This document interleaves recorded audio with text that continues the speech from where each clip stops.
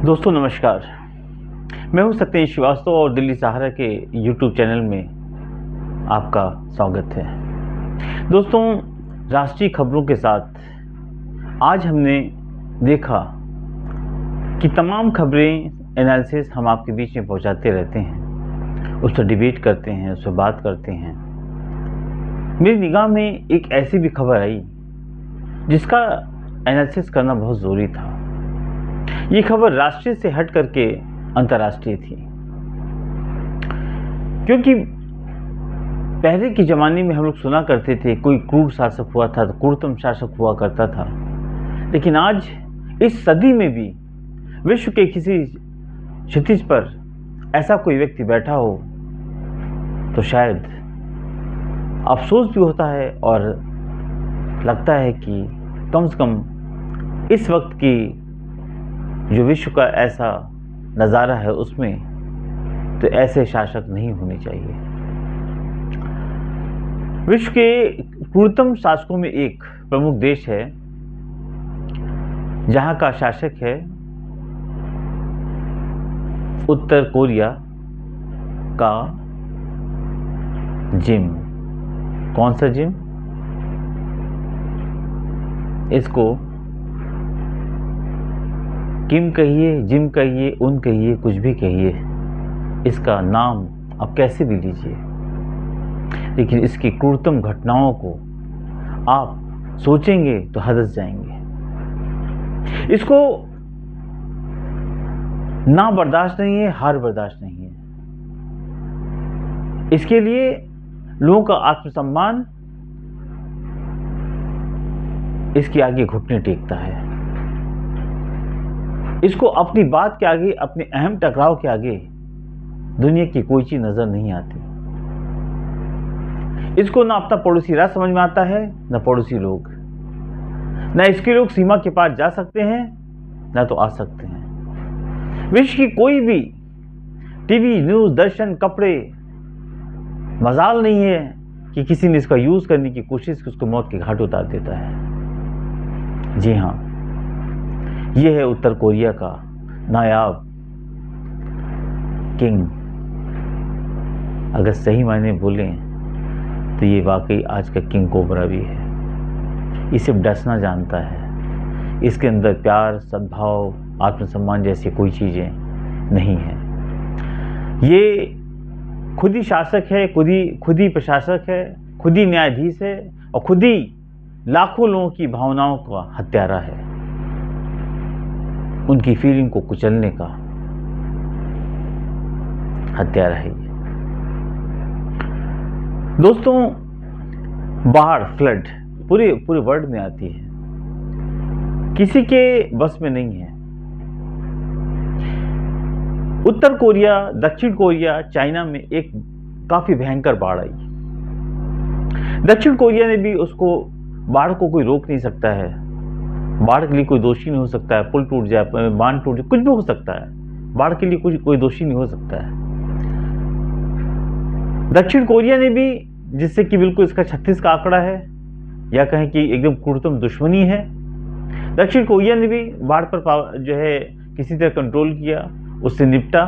China ने किया, और जब देखा कि उत्तर कोरिया उसका काफी ज्यादा शिकार हो रहा है, लगभग 7,500-8 हजार एकड़ लैंड इसकी ग्रस्त हो चुकी थी इस पानी से, तो चाइना ने इसकी मदद करने की कोशिश की, लेकिन इसने मना कर दिया। इसका अहम आ गया, लेकिन इसने किया क्या? इसने उसमें लगभग, उस बाढ़ में उत्तर कोरिया के लगभग 1,000 व्यक्तियों की मौत हो गई। 4,000 लगभग घर लोग जो बेघर हो गए। इसको लगा कि इस बाढ़ को रोक पाने में इसने 30 लोगों को चयनित किया कि इन लोग अगर चाहते बाढ़ को रोक लेते। क्या 30 लोग, कोई भी अधिकारी हो, बाढ़ को रोक सकते हैं? वो भी वो बाढ़ जो भयंकर बाढ़ हो। दोस्तों, जानकर आपको आश्चर्य होगा, इस व्यक्ति ने उन 30 लोगों को सजाए मौत दे दी, फांसी दे दी। आप जानकर हैरान होंगे, बाढ़ को रोक पाने में असफल बता करके 30 लोगों को उसने मौत का घाट उतार दिया। इसकी दिनचर्या है ये हर साल कम से कम 100 लोगों को सजाए मौत देता है, फांसी चढ़ा देता है। इसने अभी जुलाई में 30 नाबालिग बच्चों को मौत के घाट उतार दिया। क्यों? आप जानते हैं, क्योंकि वो विदेशी फिल्में देख रहे थे। आप सोचिए, आप इसके दिमाग को पढ़ भी नहीं सकते हैं। क्या नाबालिग बच्चे इतने बड़े दोषी हो सकते हैं? किंग को गुस्सा किसी की मौत का कारण नहीं होता है। अगर किंग को गुस्सा आ गया तो समझिए ये किसी को मौत के घाट उतार सकता है, किसी को सजाए मौत दे सकता है। ऐसे में इसके किसी से क्या संबंध हो सकते हैं? ये अपने देश के अंदर अपना शासन, जो क्रूरतम शासन चलाता है, जहां पर लोगों की सांसें थमी रहती हैं। इसके रूल्स रेगुलेशन की आप कल्पना नहीं कर सकते। अगर ऐसे लोग हिंदुस्तान के अंदर कहीं भी किसी हो तो उसको शुद्ध हिंदी में जल्लाद भी कह सकते हैं। ये वाकई इसकी प्रवृत्ति जल्लाद जैसी ही है। और ये कह सकते हैं कि ये व्यक्ति किसी के बस का नहीं है। अब थोड़ा सा इसको देखिए कि ये जो इसकी कार्य प्रणाली है, जो इसकी वर्किंग है, इसकी जो सोच है, वो कोई ऐसा नहीं कि नॉर्थ कोरिया को बहुत उफान पे लेके जा रही है। नेगेटिव थॉट भी हो सकता है। नेगेटिव थॉट हमारे पड़ोसी राज्य पाकिस्तान का भी है। बहुत से ऐसे शासकों का रहा है। आप इराक का हाल देख लीजिए, सद्दाम हुसैन कहाँ हैं? एक टाइम उसने अपनी हजारों सैकड़ों मूर्तियां बनवा रखी थी, और एक वक्त क्या आया कि मिट्टी उसकी जनाजे में भी काम नहीं है। बांग्लादेश में कुछ ऐसा हुआ, लेकिन बांग्लादेश के शासक ऐसे नहीं थे। मुजीबुर रहमान साहब एक बहुत अच्छे नेक व्यक्ति थे, हिंदुस्तान से बहुत अच्छे रिश्ते थे, लेकिन मूर्ति बनाने का शौक उनको भी था। ऐसे में इस व्यक्ति का दिमाग, जहन में क्या चलता है जो कि सोचा नहीं जा सकता। हर चीज का अपना कानून। मौत जैसे कि लगता है कि ब्रेकफास्ट की प्लेट पे सजा ये देता है। बाढ़ के अंदर 30 लोगों को मौत के घाट उतार देना, बच्चों को फांसी दे देना, ये कहां का लोकतंत्र है? लोकतंत्र तो खैर है ही नहीं है। कहां का कानून है? अब देखिए, इसके मैंने जानना चाहा कि अल्टीमेटली है क्या। देखिए, ये जो इसकी सरकार है उत्तर कोरिया में, Democratic People's Republic of Korea, यानी कि DPRK, उत्तर कोरिया दुनिया के सबसे दमनकारी देशों में एक है। तीसरी पीढ़ी के सत्तावादी नेता किम जोंग उन द्वारा शासित सरकार ने कोविड-19 में महामारी का जवाब गहन अलगाव और दमन, वैचारिक नियंत्रण में वृद्धि और यातना, न्यायेतर हत्या, गलत कारावास, जबरन गायब होने और जबरन कठोर भ्रम की धमकियों का उपयोग करके आबादी की भयभीत आज्ञाकारिता को बनाए रखने का साथ दिया। यानी कि इसने महामारी जो कोविड भी था, उसमें भी दमनकारी रवैया अख्तियार किया। उसने भी लोगों के साथ कोई रियायत नहीं बरती। सरकार बहुलवाद को बर्दाश्त नहीं करती है। स्वतंत्र मीडिया, नागरिक समाज संगठनों और ट्रेड यूनियनों पर प्रतिबंध लगाती है। इसे किसी को लिबर्टी नहीं दी है। हम जानना चाहते थे कि इसकी सच्चाई क्या है, या उत्तर कोरिया में एक ऐसा शासक है। और अभिव्यक्ति की स्वतंत्रता, शांतिपूर्ण सभा, संघ और धर्म और विश्वास की स्वतंत्रता सहित सभी बुनियादी स्वतंत्रताओं को, फ्रीडम को व्यवस्थित रूप में नकारती है। बिल्कुल कोई चांस नहीं है। कोई फ्रीडम ना फ्रीडम जर्नलिज्म का है, ना फ्रीडम अभिव्यक्ति की स्वतंत्रता, नथिंग है। ये मीडिया को भी अपने घुटने के अंदर नीचे रखता है। उत्तर कोरियाई अधिकारी नियमित रूप से सरकार के कथित विरोधियों को दूर दराज के क्षेत्रों में गुप्त राजनीतिक जेल शिविरों, आप सोचिए, में भेज देते हैं, और उन्हें यातना, अन्न दुर्व्यवहार, भुखमरी के राशन, जबरन श्रम का उनको सामना करना पड़ता है। असहमतियों को दबाने के लिए सामूहिक दंड का भी ये उपयोग करता है। यानी कि क्रूरतम से क्रूरतम ये सजा लोगों को दे देता है।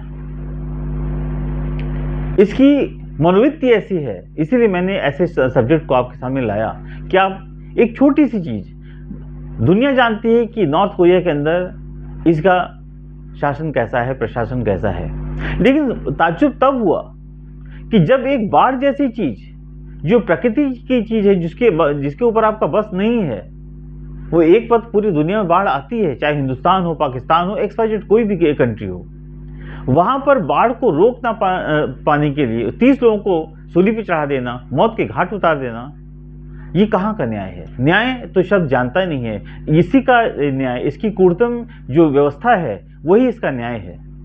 अब आप सोचिए, अब इस तरह से अगर देखिए तो ऐसे ऐसे चीज़ों को ये वहाँ करता है जैसे कि लगता है कि यहाँ पर कोई कुछ कर ही नहीं सकता।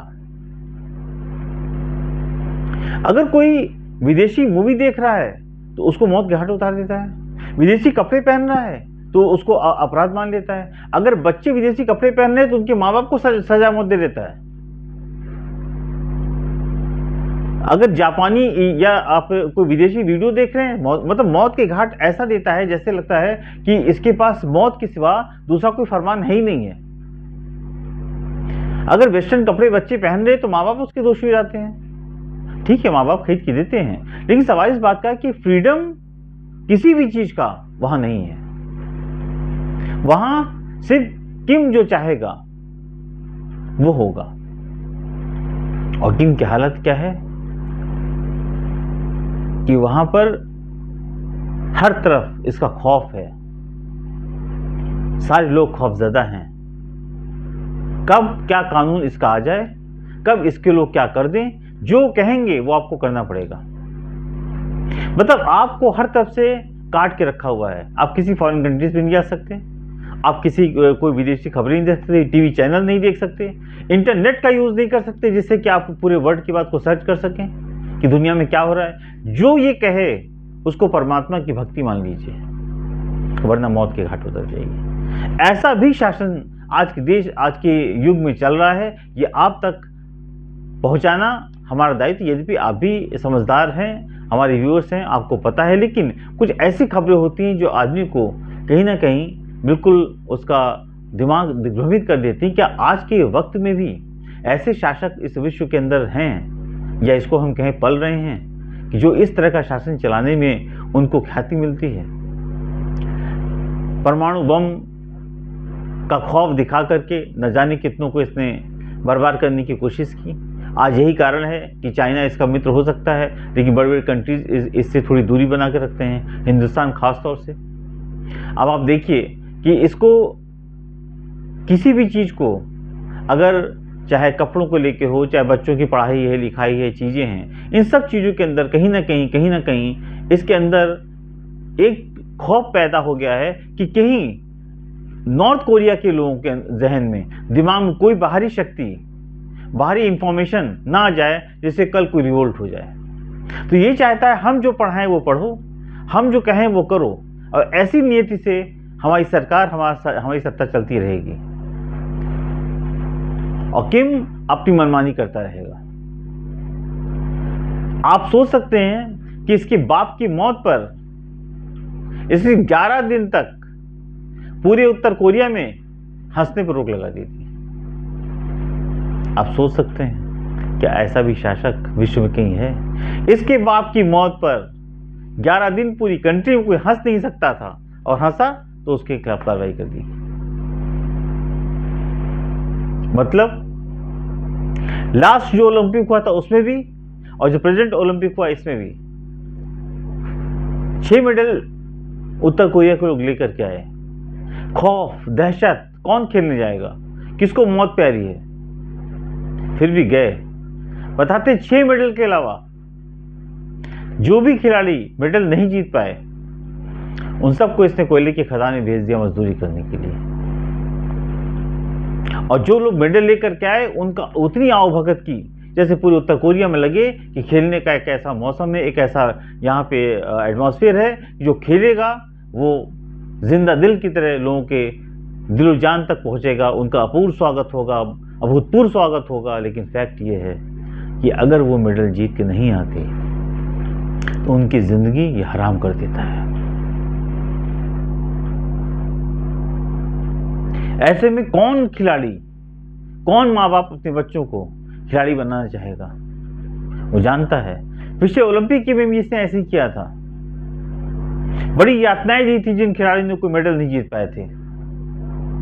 लेकिन सवाल इस बात का है, चाहे वो ह्यूमन राइट हो, चाहे यूनो हो, संयुक्त राष्ट्र संघ हो, इन सारी चीज़ों के बीच में एक ऐसी कंट्री अगर आज पनप रही है, बढ़ रही है, तो निश्चित रूप से विश्व में ये चिंता का विषय है। एक प्रशासक इगोइस्ट हो सकता है, एक प्रशासक अपनी मनमर्जी कर सकता है, लेकिन जहां सारी हदें पार कर दी जाएं, आप सोचिए उत्तर कोरिया के लोगों का, उनकी सोच, उनका आत्मसम्मान, उनकी अपनी अभिव्यक्ति जैसे कुछ है ही नहीं है। सब कुछ ये व्यक्ति है जो ये चाहता है वो उत्तर कोरिया में लोगों को करना पड़ता है, और नहीं सजाए मौत। दोस्तों, आपको हमारा ये एनालिसिस कैसा लगा? आप कमेंट बॉक्स में ज़रूर कमेंट्स करें, लाइक करें, सब्सक्राइब करें, शेयर करें। और एक विनती आपसे कि अगर आप हमारी स्वतंत्र पत्रकारिता की मजबूती के लिए कोई आर्थिक योगदान देना चाहते हैं तो डिस्क्रिप्शन में डिटेल से आप जाकर वहाँ दे सकते हैं। दोस्तों, मैं हूँ सत्येंद्र श्रीवास्तव। कल फिर एक नई एनालिसिस के साथ, विश्लेषण के साथ आपके बीच में मौजूद हूँगा। नमस्कार।